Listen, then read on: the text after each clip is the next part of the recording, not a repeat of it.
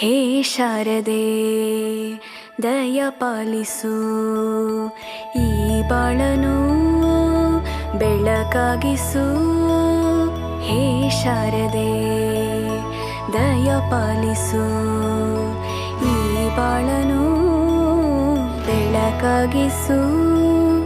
ನಾಳೆಗಳ ದಾರಿಯಲೇ ನಂಬಿಕೆಯ ನೆಲೆಯಾಗಿರಿಸು, ಮುನ್ನಡೆಸು. ಕೈ ಹಿಡಿದು ನಾವಾಡು ಪದ ಪದಗಳು ಸಂಚರಿಸು.